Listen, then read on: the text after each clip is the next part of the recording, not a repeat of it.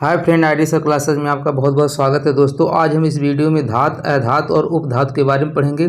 जो बिहार पुलिस में दोस्तों फिक्स है कि 2 से 3 क्वेश्चन इस चैप्टर से आएंगे। ठीक है, तो टाइम न वेस्ट करते हुए चलिए सेशन को शुरू करते हैं। देखिए, धातु क्या होता है। इसके बाह्यतम कक्षा में 1, 2 तथा 3 इलेक्ट्रॉन हो सकते हैं। या तो 1 इलेक्ट्रॉन होगा, या तो 2 इलेक्ट्रॉन होगा, या 3 इलेक्ट्रॉन होगा।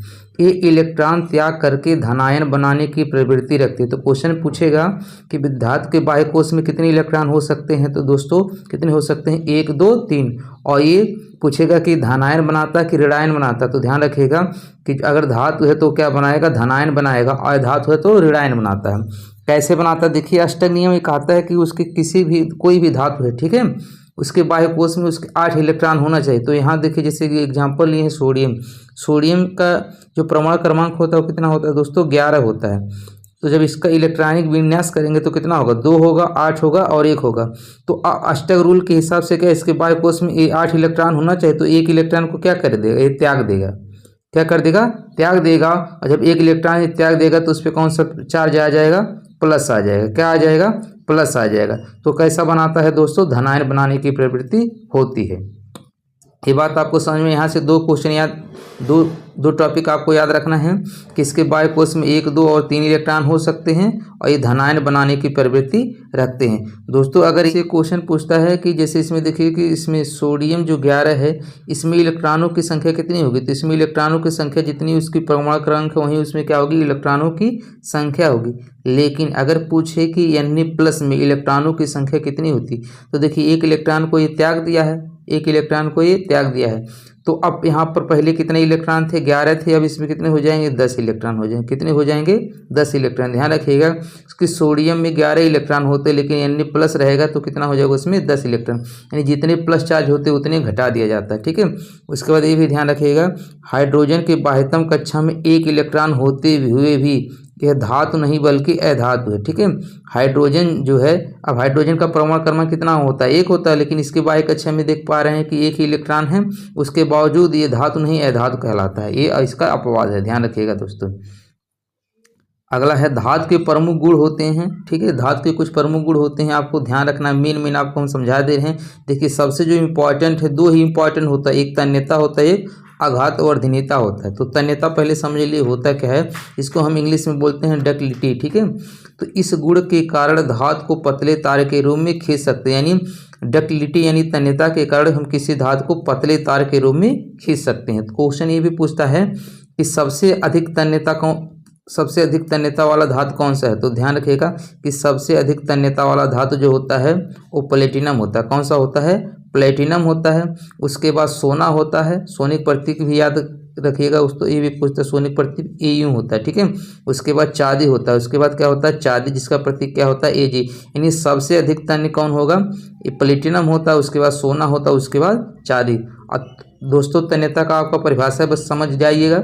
ठीक है, इस गुण के कारण धातु को पतले तार के रूप में खींच सकते हैं। यानी अगर कोई धातु अधिक तन्य है तो उसको हम पतले तार के रूप में अधिक खींच सकते हैं। ठीक है, और सबसे ज़्यादा तन्यता किस में होता है, ठीक है, प्लेटिनम में होता है। उसके बाद सोने में होता है, उसके बाद चांदी में होता है। दूसरा ध्यान रखिएगा, आघातवर्धनीयता। ठीक है, आघातवर्धनीयता यानी मैलेबिलिटी। ठीक है, इस गुण के कारण धातु को चादर के रूप में परिवर्तित कर सकते हैं। ठीक है, इस गुण के कारण हम धातु को चादर के रूप में, ठीक है, चादर के रूप में परिवर्तित कर सकते हैं। जैसे देखिए इसमें आता है कि सोना, इसमें पूछेगा सबसे ज़्यादा आघातवर्धनी कौन होता है। तो सोना, ध्यान रखिएगा, सोना सबसे अधिक आघातवर्धनी है।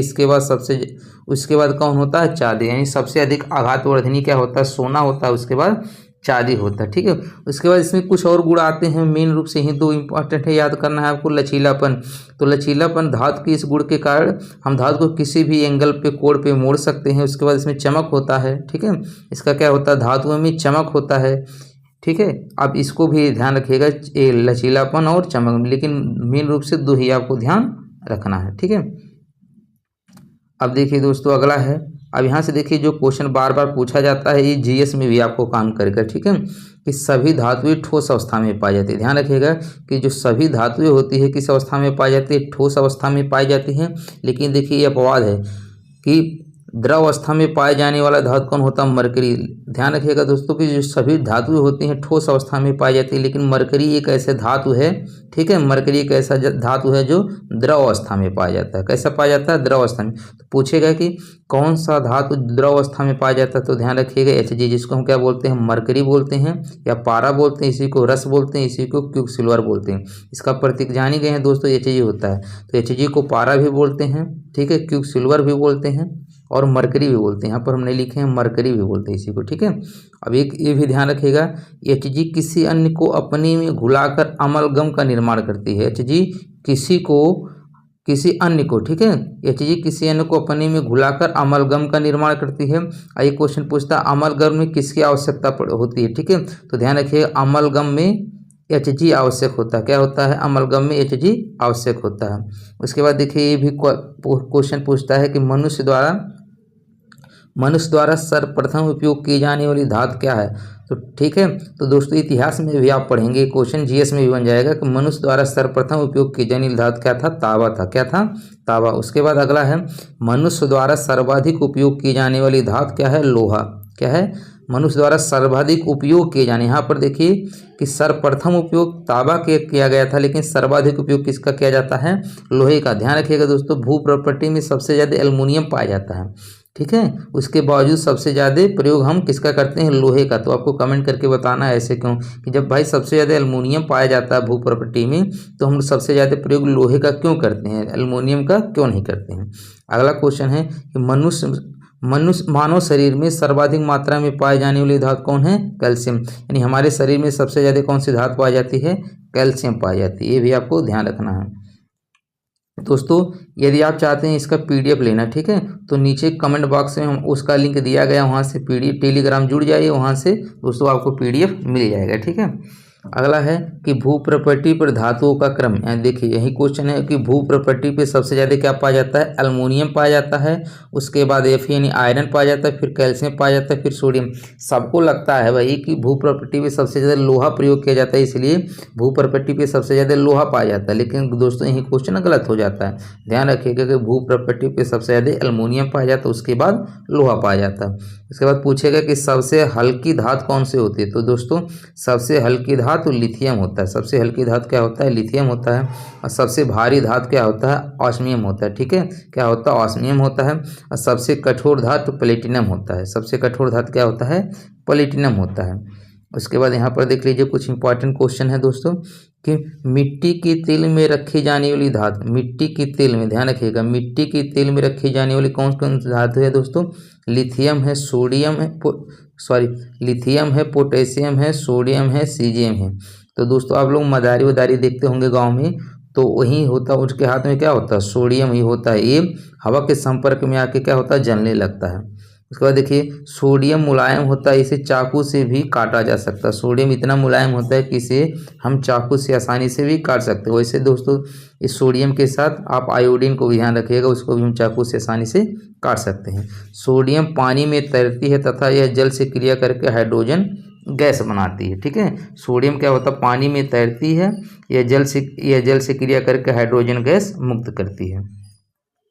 अगला है दोस्तों धातुएं अम्ल से क्रिया करके हाइड्रोजन गैस मुक्त करती है। ये भी क्वेश्चन पूछता है कि जो धातु होता है अम्ल से क्रिया जब करता है तो कौन सा गैस मुक्त करता है? तो दोस्तों हाइड्रोजन गैस मुक्त करता है। कौन सा करता है? हाइड्रोजन गैस मुक्त करता है। उसके बाद ये भी देखिए दोस्तों बहुत क्वेश्चन पूछता है कि जो पिटवा लोहा होता है लोहे का शुद्ध रूप होता है। लोहे का शुद्ध रूप क्या होता है? पिटवा लोहा, जिसको हम क्या बोलते हैं? Right iron. क्यों ये शुद्ध होता है? क्योंकि इसमें कार्बन की मात्रा क्या होती है? बहुत कम होती है। कितना होता है दोस्तों? मान के चलिए 0.12 से 0.25% होता है, यानी इसमें कार्बन की मात्रा सबसे कम होता है, इसीलिए क्या होता है? सबसे शुद्ध लोहा होता है, ठीक है। उसके बाद एक होता है ढलवा लोहा, यह लोहे का अशुद्ध रूप है, ठीक है। इसको हम क्या बोलते हैं? Cast iron. ये क्यों अशुद्ध होता है? क्योंकि इसमें कार्बन की मात्रा अधिक होती है। कितना होता है? लगभग 2 से 5% तक होती है। तो ध्यान रखिएगा लोहे का शुद्धता रूप क्या हो जाएगा? पिटवा लोहा हो जाएगा। अशुद्ध रूप क्या हो जाएगा? ढलवा लोहा हो जाएगा। पिटवा लोहा क्यों शुद्ध होता है? क्योंकि इसमें कार्बन की मात्रा बहुत कम होती है। और ढलवा लोहा में अशुद्ध इसलिए होता है क्योंकि इसमें कार्बन की मात्रा ज़्यादा होती है, ठीक है। चलिए देखते हैं अगला। अब स्टील से जो क्वेश्चन पूछता है इसको देख लीजिए। इस्पात, जिसको हम लोग क्या बोलते हैं, स्टील, ठीक है। यह एक मिश्र धातु, एक ऐसा है, एक मिश्र धातु है जिससे सामान्यतः बेसेमर विधि द्वारा बनाई जाती है। तो पूछता है स्टील किस विधि द्वारा बनाई जाती है, तो ध्यान रखिएगा दोस्तों, बेसेमर विधि द्वारा बनाई जाती है। स्टील को अधिक कठोर बनाने के लिए उसमें कार्बन की मात्रा बढ़ा दी जाती है। ये भी क्वेश्चन पूछता है, स्टील को कठोर बनाने के लिए क्या मिला दिया जाता है, तो कार्बन की मात्रा बढ़ा दी जाती है। अगर स्टील को अधिक कठोर बनाना है तो उसमें कार्बन की मात्रा को बढ़ा दी जाता है। उसके बाद ये भी पूछता है, स्टेनलेस स्टील में जंग नहीं लगती क्योंकि इसमें सीआर की मात्रा होती है, यानी क्रोमियम, ठीक है। तो ऐसे भी क्वेश्चन पूछता है, स्टेनलेस स्टील जो बर्तन होते हैं उसमें जंग किसके कारण नहीं लगता है, तो किसके कारण, क्रोमियम के कारण, ठीक है। तो यह ध्यान रखिएगा, क्रोमियम का काम यही होता है, इसको इसमें जंग नहीं लगने देता है, ठीक है। उसके बाद देखिए अगला है कि धातु विद्युत के सुचालक होते हैं। धातु क्या होते हैं, विद्युत के सुचालक होते हैं, और जो अधातु होता है विद्युत का कुचालक होता है। तो धातुओं में विद्युत प्रवाहित हो सकती है, ठीक है। जैसे आप देखिए एल्युमिनियम का तार होता है, ठीक है, लोहे का तार होता है, ऐसे आप तांबे का तार होता है, ये सब क्या होते हैं, विद्युत के सुचालक होते हैं।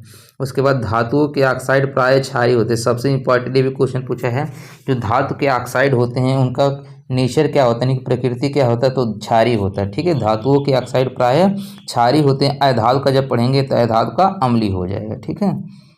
उसके बाद देखिए अब धातु का सेशन खत्म हो गया दोस्तों, अब अधातु के बारे में पढ़ेंगे, ठीक है, यानी नन मेटल। तो आप वहाँ पढ़े थे धातु में क्या होता है, उसमें धनायन बनाने की प्रवृत्ति होती है, अधातु में क्या होता है, ऋणायन बनाने की प्रवृत्ति होती है, ठीक है। यह इलेक्ट्रॉन ग्रहण करके, ध्यान रखिए, उसमें त्याग करता है, ठीक है, धातु में त्याग करता है, इसमें ग्रहण करता है। यह इलेक्ट्रॉन ग्रहण करके ऋणायन बना लेती है, क्या बना लेती है, ऋणायन बना लेती है। जैसे देखिए क्लोरीन है, क्लोरीन का परमाणु क्रमांक कितना होता है, 7। इसका इलेक्ट्रॉनिक विन्यास क्या होगा, 2 होगा, 8 होगा और 7। अब अष्टक रूल प्राप्त करने के लिए क्या होगा, इसके एक इलेक्ट्रॉन को किसी से ले लेगा, तो एक इलेक्ट्रॉन लेगा तो यहाँ पर क्या हो जाएगा, 8 हो जाएगा, अष्टक रूल फॉलो कर जाएगा। तो अब जैसे एक इलेक्ट्रॉन लेगा तो उस पर कौन सा चार्ज आ जाएगा, माइनस आ जाएगा। तो कैसा ये बनाता है, ऋणायन बनाता है। तो धातु क्या बनाता है, ऋणायन बनाता है, ठीक है। अभी हम जैसे धातु में समझाए थे दोस्तों, जब वो इलेक्ट्रॉन को लेता, मतलब वो देता है किसी को, तो एक इलेक्ट्रॉन उसमें कम हो जाती है। अगर इसमें जैसे क्लोरीन में पूछे कि कितने इलेक्ट्रॉन होंगे, तो क्लोरीन में दोस्तों 17 होंगे। लेकिन यहाँ पर देखिए अगर क्लोरीन माइनस इसमें इलेक्ट्रॉनों की संख्या पूछ ले तो कितना हो जाएगा भाई, अब एक इलेक्ट्रॉन लिया है तभी तो ये माइनस साइन आया, तो इसमें कितने इलेक्ट्रॉन हो जाएंगे, 18 हो जाएंगे। सिंपल सा अगर क्लोरीन में पूछेगा तो 17 इलेक्ट्रॉन होंगे, और क्लोरीन माइनस में पूछेगा तो इलेक्ट्रॉन ले रहा है तो इसलिए इसमें इलेक्ट्रॉन बढ़ जाएंगे, कितना हो जाएगा, 18 हो जाएगा। इतना आपको ध्यान रखना है। उसके बाद ध्यान ये रखिएगा, इसके बाह्यतम कक्ष में 5, 6, 7 इलेक्ट्रॉन होते हैं, या तो 5 होगा, या तो 6 होगा, या तो 7 होगा। और धातु में क्या होते हैं, 1, 2, 3 होते हैं। अगर 4 है, 4 में क्या हो जाएगा, उपधातु हो जाएगा, ठीक है। इसके बाह्य कोश में 4 इलेक्ट्रॉन होते हैं, वो क्या होता है, उपधातु हो जाता है। इसके बाद ये प्राय ठोस तथा गैसीय अवस्था में होते हैं, ध्यान रखिएगा इसके अपवाद, ठीक है। ये प्राय ठोस तथा गैसीय अवस्था में होते हैं, लेकिन जो ब्रोमीन होता है ये द्रव अवस्था में पाया जाता है। तो एकमात्र अधातु ऐसा है जो द्रव अवस्था में पाया जाता है, कौन है, ब्रोमीन, ठीक है। ध्यान रखिएगा, क्वेश्चन पूछेगा कौन सा अधातु द्रव अवस्था में पाया जाता है, तो कौन सा पाया जाता है, ब्रोमीन होता है। ये विद्युत के कुचालक होते हैं, लेकिन ध्यान रखिए जो ग्रेफाइट होता है ये विद्युत का सुचालक होता है। अधातु होते भी क्या होता है, सुचालक होता है। ये भंगुर होते हैं, ठीक है, ये क्या होते हैं, भंगुर, यानी इसको पीटने पे ये छोटे छोटे टुकड़े में टूट जाते हैं। लेकिन इसका अपवाद है, जो ग्रेफाइट होता है और आयोडीन होता है ये भंगुर नहीं होते, जबकि ये दोनों अधातु ही हैं, ठीक है। और इसके जो ऑक्साइड होते हैं अम्लीय होते हैं। धातु के ऑक्साइड क्षारीय होते हैं, अधातु के ऑक्साइड क्या होते हैं, अम्लीय होते हैं। अब देखिए दोस्तों, फास्फोरस से कुछ क्वेश्चन पूछे जाते हैं, इसको देख लीजिए। फास्फोरस जो होता है दोस्तों 2 प्रकार के होता है, एक श्वेत पीला कलर का होता है, ठीक है, एक श्वेत पीला कलर का फास्फोरस होता है, एक लाल फास्फोरस होता है। तो देखिए यह पीली रोशनी के साथ जलता है, जो श्वेत पीला फास्फोरस होता है यह पीली रोशनी के साथ जलता है, इसीलिए इसे पीला फास्फोरस भी कहते हैं, ठीक है।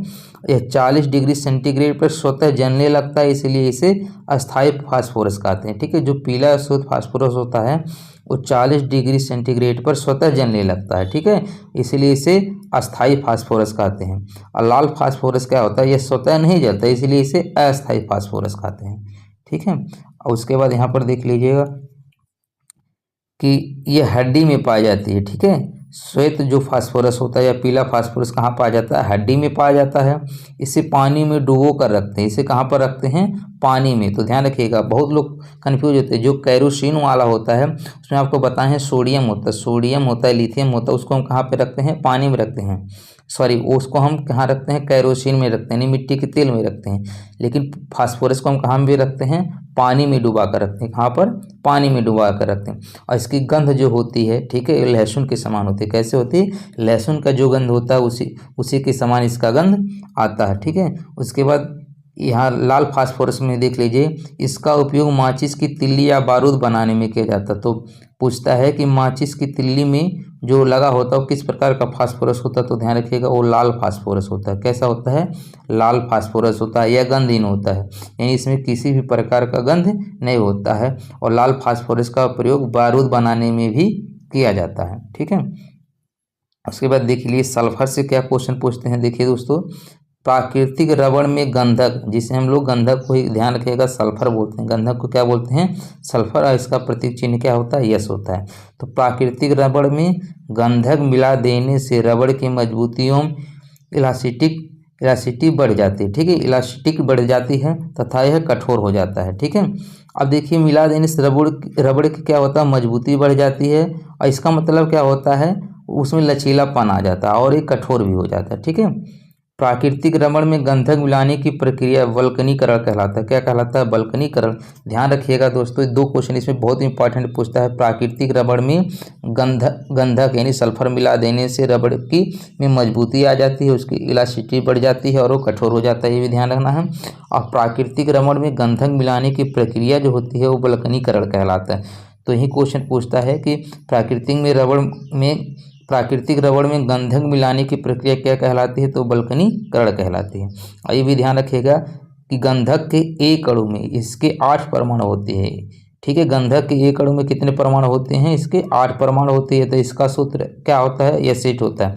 तो आपको पूछेगा सल्फर का क्या फार्मूला होता है? तो सल्फर का आणविक सूत्र क्या होता है? ध्यान रखिएगा, सल्फर का प्रतीक चिन्ह यस होता है, लेकिन इसका जो आणविक सूत्र है, ध्यान रखिएगा, आणविक सूत्र ये क्या होता है? यस 8 होता है, ठीक है। और सल्फर का उपयोग औषध जगत में किया जाता है, यानी औषध बनाने में प्रयोग किया जाता है। ब्यूटी पार्लर में कॉस्मेटिक सामान बनाने में भी सल्फर का प्रयोग किया जाता है। उसके बाद देख लीजिए दोस्तों अब उपधातु के बारे में, ठीक है। उपधातु क्या होते हैं? ये क्या होते हैं इसमें दोस्तों? इसमें धातु तथा अधातु दोनों के गुण पाए जाते हैं, यानी जिसमें धातु तथा अधातु दोनों के गुण पाए जाते हैं वो क्या कहलाते हैं? उपधातु कहते हैं। इसकी जो संख्या है दोस्तों ये 7 होती है। कितनी होती है? 7 होती है।